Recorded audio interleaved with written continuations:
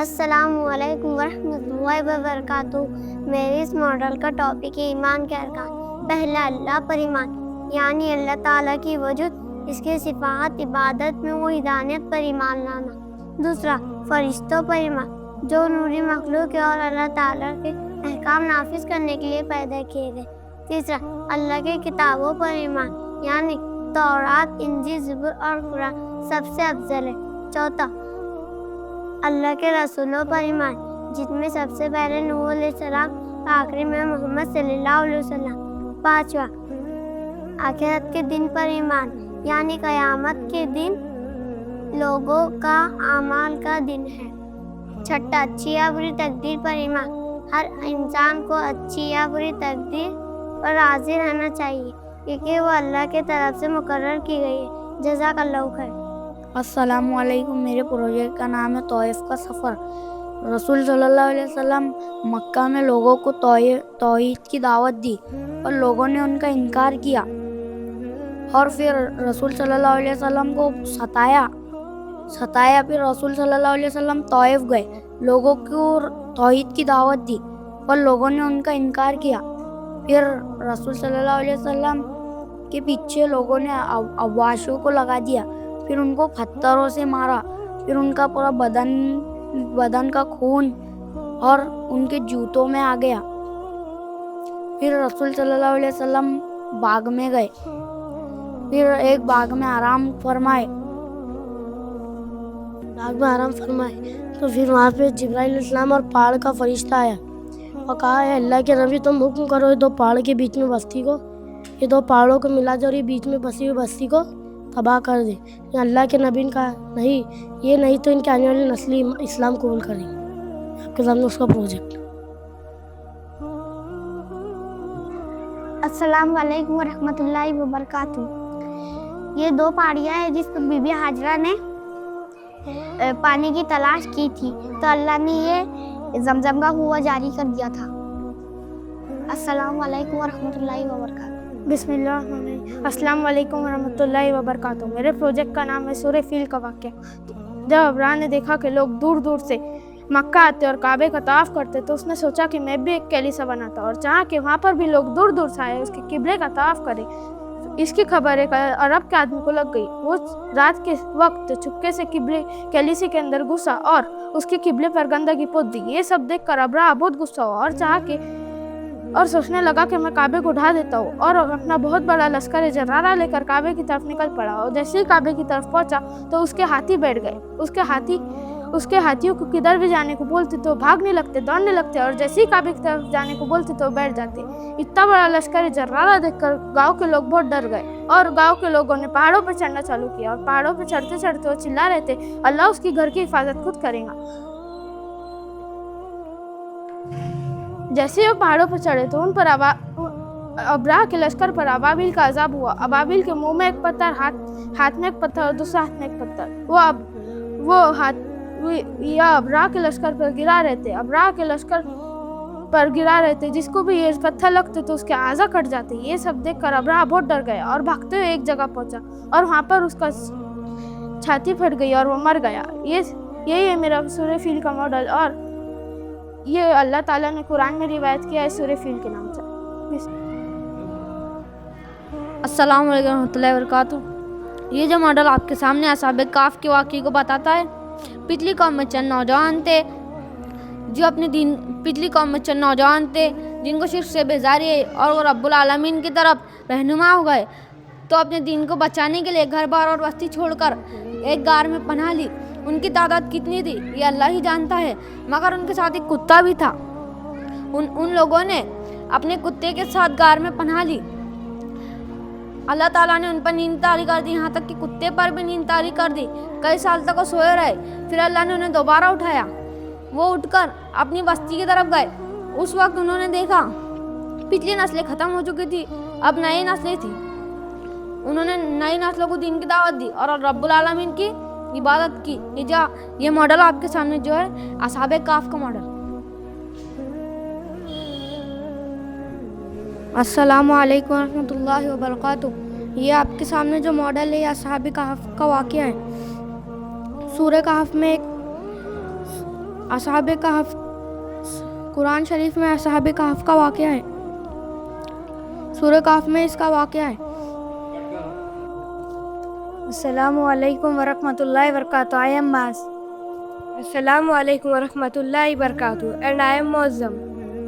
آج ہمارے اس ماڈل کا نیم ہے غزوہ احد. غزوہ احد 2 ہجری میں لڑا گیا تھا، جس میں مسلمانوں کی تعداد 1000 تھی اور کفار کی تعداد 3000 تھی، جس میں منافق نے 300 لوگ لے کے چل گئے تھے. آپ صلی اللہ علیہ وسلم نے مسلمانوں کو 3 اس میں ڈیوائڈ کر دیا تھا. فرسٹ منذر بن عمر، سیکنڈ مصعب بن عمر اور تھرڈ حضرت زبیر کو. آپ صلی اللہ علیہ وسلم نے جبل رومال پر 50 سپاہی کھڑے کر دیے تھے، جس کا سپہ سالار عبداللہ بن جبیر کو بنایا تھا. کفار کا لشکر 3000 تھا، اس کو بھی 3 حصوں میں بانٹ دیا تھا، ایک اکرامہ، ایک ابو سفیان اور ایک خالد بن ولید. خالد بن ولید نے 3 بار ٹرائی کیا مسلمانوں کو مارنے کے لیے، لیکن مسلمانوں نے انہیں آنے نہیں دیا. آپ صلی اللہ علیہ وسلم نے 50 سپاہی کو بولے تھے عبداللہ بن جبیر کے کہ ہم جیتو یا ہارو نیچے اترنا نہیں. جیسے مسلمان کفار پر حملہ کرتے، کفار بھاگ رہے تھے، تو عبداللہ بن جبیر کے 50 سپاہی بولتے چلو اپن مال لوٹنے کے لیے جائیں. تو عبداللہ بن جبیر بولتے ہوں گے کہ آپ صلی اللہ علیہ وسلم نے نہیں بولے تھے. پھر بھی شیطان کے بہکاوے میں آ کر 40 صحابہ نیچے اتر جاتے. جیسے 40 صحابہ نیچے اترتے تو خالد بن کا لشکر آتا ہے پیچھے سے اور مسلمانوں پر حملہ کر دیتا ہے. تو اس میں مسلمان گھبرا جاتے، تو اس میں آپ صلی اللہ علیہ وسلم کے 10 شہید ہوتے. تو یہ ہمارا منظر غزوہ احد کا. جزاک اللہ خیر. السلام علیکم ورحمۃ اللہ وبرکاتہ. ہمارے پروجیکٹ کا نام میریکلز آف اللہ ہے، یعنی کہ اللہ تعالیٰ کے معجزات. یہ یوسف علیہ السلام کا کنواں ہے. جب یوسف علیہ السلام کے 11 بھائی تھے، انہیں حسد کے مارے یوسف علیہ السلام کو کنویں میں لے جا کر پھینک دیا تھا. تو اللہ تعالیٰ نے وہاں پر مصر کا قافلہ آیا اور وہاں سے انہوں نے کنویں میں سے نکال کر لے کر چلے گئے. اس طرح اللہ تعالیٰ نے یوسف علیہ السلام کی حفاظت کی. یہ نوح علیہ السلام کی کشتی ہے. جب نوح علیہ السلام کی قوم نوح علیہ السلام کی نافرمانی کرتی تھی، انہیں نبی نہیں مانتی تھی، تو اللہ تعالیٰ نے انہیں حکم دیا کہ تم ایک کشتی بناؤ جس میں 3 حصے رکھو. اوپری حصہ انسانوں کے لیے، دوسرا درمیانی حصہ پانی کے لیے اور تیسرا حصہ جانوروں کے لیے. اور اس کے بعد اللہ تعالیٰ نے نوح علیہ السلام کی قوم پر عذاب بھیجا، جس کی وجہ سے نوح علیہ السلام کی قوم تباہ و برباد ہو گئی. یہ یونس علیہ السلام کی مچھلی ہے. جب یونس علیہ السلام اپنی قوم کو چھوڑ کر چلے گئے تھے، تو جب راستے میں انہیں مچھلی نے نگل لیا تھا اور انہوں نے مچھلی کے پیٹ میں ایک آیت کریمہ پڑھا تھا، لا الہ الا انت سبحانک انی کنت من الظالمین، جس کی وجہ سے انہیں نجات ملی تھی. یہ شق القمر کا واقعہ ہے. جب آپ صلی اللہ علیہ وسلم عصر کے وقت مینا میں تھے، مینا میں صحابہ لوگوں کے ساتھ بیٹھے تھے، تو آپ صلی اللہ علیہ وسلم نے یہ معجزہ کیا تھا اور لوگوں سے کہا تھا کہ تم گواہ رہنا. یہ ابابیل کا واقعہ ہے. یہ آپ صلی اللہ علیہ وسلم کی پیدائش سے پہلے کا واقعہ ہے. یمن کا بادشاہ تھا ابراہا، جس نے کعبہ کو ڈھانے کا ناپاک ارادہ کیا تھا اور ہاتھیوں کے لشکر لے کر آیا تھا، جس کی اللہ تعالیٰ نے کعبے کی حفاظت کے لیے ابابیل کو ان کی چونچوں میں کنکر ڈال کر بھیجا، جس کی وجہ سے جو ابراہا تھا اس کی فوج سے ہلاک ہو گئی اور اللہ تعالیٰ نے اس طرح سے ان کی وہ حفاظت کی تھی کعبے کی. یہ دریائے نیل ہے. جب آپ صلی اللہ علیہ وسلم فرعون کی قوم سے موسیٰ علیہ السلام فرعون کی قوم سے بچ کر جا رہے تھے، انہیں دریائے نیل پار کرنی تھی، تو انہوں نے پتھر پر اپنا آسا مارا، جس کی وجہ سے دریائے نیل میں راستہ بن گیا اور موسیٰ علیہ السلام نے دریائے نیل کو پار کیا. لیکن وہاں پر جب فرعون آیا تو فرعون اس میں ڈوب گیا تھا. ہو گیا. جزاک اللہ خیر.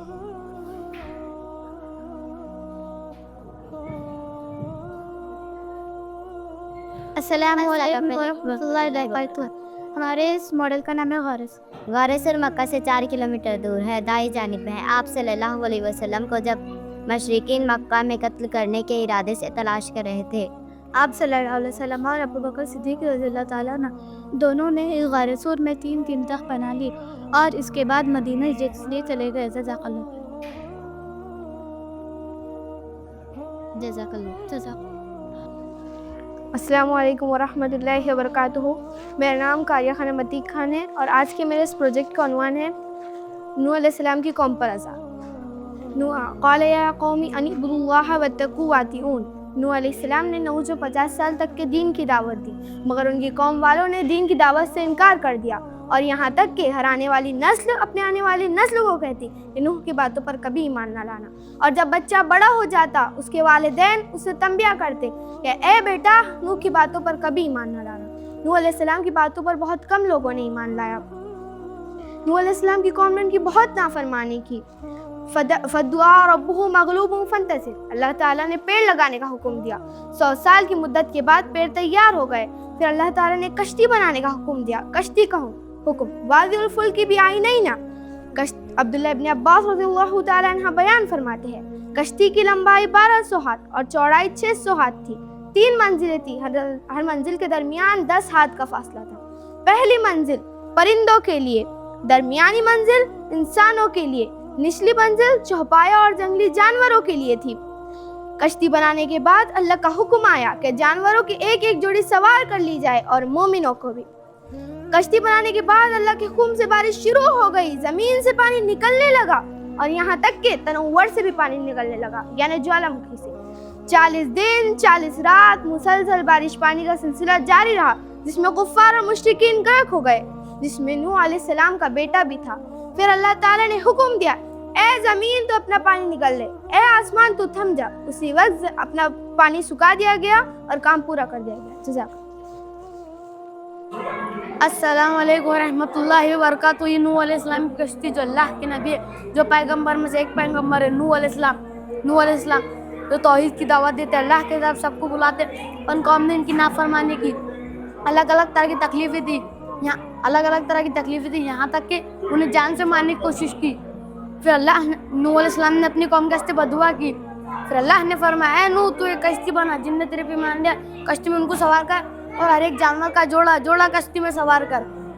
پھر اللہ نے پانی کا عذاب نازل کیا، زمین سے پانی، آسمان سے پانی، ہر طرف پانی ہی پانی، یہاں زمین سے پانی، آسمان سے پانی، ہر طرف پانی پانی۔ اللہ کے حکم سے کوئی چیز نہیں بچنے والی تھی، صرف ایک ہی چیز بچی تھی، وہ نوح علیہ السلام کی کشتی۔ 40 دنوں 40 رات تک پانی آتا رہا۔ پھر اللہ نے فرمایا اے کشتی، اللہ نے زمین کو فرمایا کہ اے زمین تو پانی پی لے۔ زمین نے پانی پی لی اور کشتی ایک پہاڑ پہ آ کے رکی۔ پھر اللہ نے فرمایا کشتی والو تم اتر جاؤ، تم پر رحمت نازل ہوئی ہے، جس کا ماڈل آپ کے سامنے نوح علیہ السلام کی کشتی۔ السلام علیکم ورحمۃ اللہ وبرکاتہ۔ یہ ایک اچھے انسان کی قبر ہے، یہ ایک برے انسان کی قبر ہے۔ نبی کریم صلی اللہ علیہ وسلم نے فرمایا کہ جو آدمی نیک اعمال کر کے انتقال ہوئے گا اس کا، تو اسے پہلے ایک جہنم کی کھڑکی بتائی جائے گی، فرمایا جائے گا اللہ تعالیٰ نے اس سے تمہیں بچا لیا، اور پھر ایک جنت کی کھڑکی کھول کے بتائی جائیں گے، فرمایا جائے گا یہی تمہارا ٹھکانہ رہے گا۔ اور رہا گنہگار تو بہت گناہ کر کے انتقال ہوئے گا اس کا، پھر اس کے واسطے پہلے ایک جنت کی کھڑکی کھول کے بتائی جائیں گے، فرمایا جائے گا اللہ تعالیٰ نے اس سے تمہیں محروم کر دیا، اور پھر ایک جہنم کی کھڑکی کھول کے بتائی جائیں گے، فرمایا جائے گا کل آخرت کے دن یہی تمہارا ٹھکانے میں تمہیں بھیجے گا۔ اللہ تعالیٰ ہمیں اور آپ کو قبر کے عذاب سے بچائے اور آخرت کے دن کے عذاب سے بچائے، آمین۔ السلام علیکم ورحمۃ اللہ وبرکاتہ۔ آج ہمارے ماڈل کا نام ہے پل صراط کا راستہ۔ اللہ تعالیٰ نے فرمایا وَإِن مِّنكُمْ إِلَّا وَارِدُهَا كَانَ عَلَىٰ رَبِّكَ حَتْمًا مَّقْضِيًّا ثُمَّ نُنَجِّي الَّذِينَ اتَّقَوْا وَنَذَرُ الظَّالِمِينَ فِيهَا جِثِيًّا۔ اللہ تعالیٰ نے اس پل صراط کا ذکر سورہ مریم میں کرتے ہوئے فرمایا اور تم میں سے جو بھی ہے وہ اس جہنم پہ وارد ہونے والا ہے، یہ آپ کے رب کی ذمہ حتمی اور طے شدہ بات ہے، اور پھر ہم مومنوں کو نجات دے دیں گے اور ظالموں کو اس میں گھٹنوں کے بل گرا چھوڑ دیں گے۔ یعنی اللہ تعالیٰ نے اسلام کے مطابق قیامت کے دن جہنم کے اوپر پل صراط کا راستہ لگایا ہے، جس پہ سے ہر انسان کو گزرنا ہوگا۔ جس کا عمل نیک اور صالح ہوں گے وہ بجلی کی رفتار سے گھوڑے کی طرح جنت میں گزر جائیں گا، جو گناہگار ہوں گا وہ جہنم میں رشدہ ہو جائیں گا، وہاں صرف اندھیرا ہوگا، لوگوں کے اعمال راستہ دکھائیں گے۔ پل صراط کا راستہ بال سے بھی پتلا اور تلوار سے بھی زیادہ تیز ہوگا۔ جزاک اللہ۔ ورحمۃ اللہ وبرکاتہ۔ آج میرے ماڈل کا نام ہے سولار سسٹم۔ سورۃ یاسین میں اللہ تعالیٰ نے فرمایا نہ سورج یہ لائق ہے کہ یہ چاند کو پالے، اور نہ رات اور دن سے پہلے ہی آ سکتی ہے، اور سب اپنے اپنے مدار پر گھومتے پھرتے ہیں۔ آج کی حدیث سائنس کہتی ہے کہ کائنات ایک سولار سسٹم ہے، جس میں सूरज के गिर्द तमाम सैयारे गर्दिश करते हैं। सैयारे अपने महवर पर घूमते हैं और अपने मदार पर भी गर्दिश करते हैं। आज ये साइंस कहती है कि मगर 1450 साल पहले अल्लाह ताला ने कुरान मजीद के अंदर इस इल्म फल्कियात को इशारतन मकामात पर जिक्र किया। यह हमारा रब मुस्तफ़ा है। जज़ाकल्लाहु खैर। अस्सलामु अलैकुम व रहमतुल्लाहि व बरकातुहू।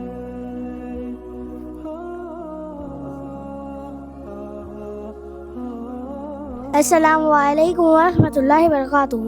हमारे इस मॉडल का नाम है एनिमल मेंशन इन कुरान। जैसे कि हम सबको मालूम है कि कुरान मजीद में बहुत से जानवरों का जिक्र है, जैसे कि सूरतुल बकरा में गाय का जिक्र है, और सूरतुल नहल में शहद की मक्खी का जिक्र है, और सूरतुल नमल में चूटी का जिक्र है, और सूरतुल अनकबूत में मकड़ी का जिक्र है, और सूरतुल आदियात में घोड़े का जिक्र है, और सूरतुल फील में हाथी का जिक्र है।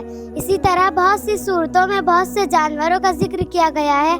जो मॉडल आपके सामने है, जज़ाकल्लाहु खैर।